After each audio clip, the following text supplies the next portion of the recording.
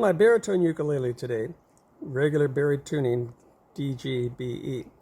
What I'm going to play here is an instrumental version of Wave, and you may have seen me do this some years back on my tenor ukulele when I was on Koh Phangan in Thailand. So a lot of people like that version, and I've had a lot of students play it for me actually, and I think they play it better than I do sometimes. So I thought I'd make it for the baritone as well. If you are with somebody who plays tenor and they've worked out that instrumental arrangement, you can play right along with them. So I've got in the same key here for Bari, it's the key of D. So it's the same chords, but you'll see the hand positions are all different, so they match each other. All the chord shapes that I'm using are in the Jazzy Ukulele Bossa Nova book, baritone version. So here's the A section.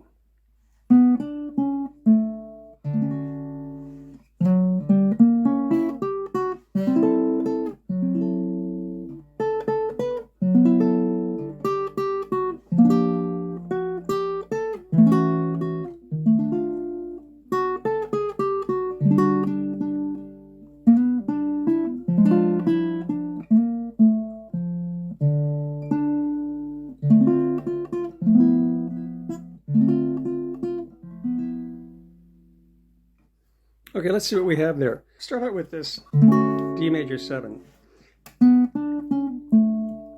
Play the melody alone. Now this line coming up here. Okay, so I'm here on the 4th fret for the D string, and then open string on the G, close it here, and then close the B string here, then open E string, and then up here on the major pattern, right out of workbook number 1, those two chords. So it's A minor 7 to D dominant, D9. And then the melody picks up again with ba ba da da. But when I come back to this note, ba ba ba boy, I play a G 6/9 chord, again out of workbook number 1. And it's kind of it's a real jazz chord, a little bit undefined, but it's a typical jazz chord we use for major jazz chords. And we're going to turn it into a minor 7 when we go to the next melody line. Again, right out of workbook number 1, G minor 7. And now for the melody, I sometimes play,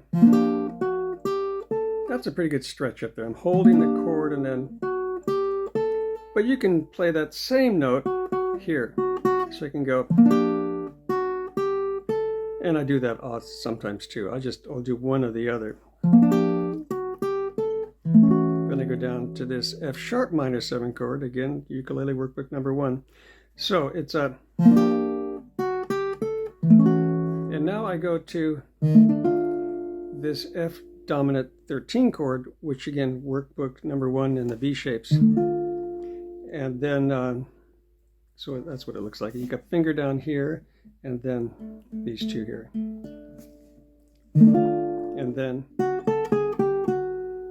And then I play an E minor 9 like this. So I've just got 2 fingers closed here. The E string here and the B string here. Let's strum the whole thing because they all fit the chord. And now another walk-up line. So what do I have there? I'm on the G string, and then closing it here, and here on the B string, on fret 3, and then open string E. And then I go to this B flat 7, just like this. So what do I have? I got here, and here, and here, and here.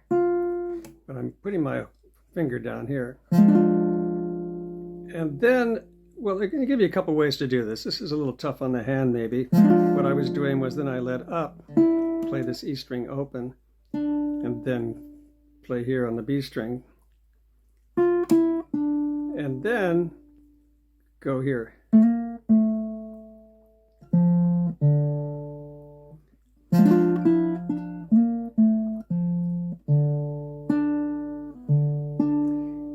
Okay, that can be a little tough. So another way to do it, and a way I often do it, is I go,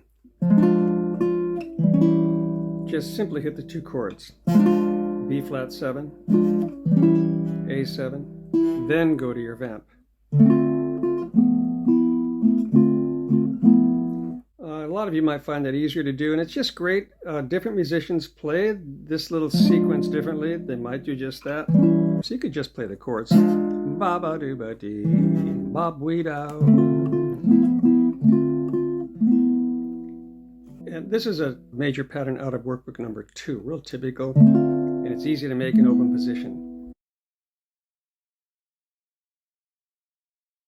So I'm playing it here without any rhythm, and it's just fun to do it in that way, kind of as a ballad. I can put some rhythm to it, more bossa nova, like.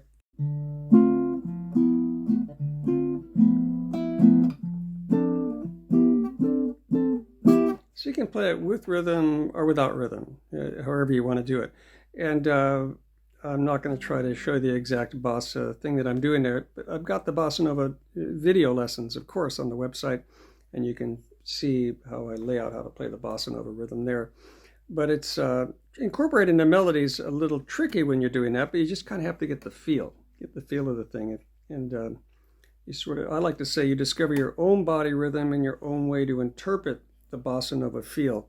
You don't have to be so correct and so perfect. If you get the thing grooving, you get a nice groove working, and it sounds like a bossa nova to you, then it's going to work. It's got a Latin groove. It's kind of pushing the beat a lot, that kind of thing.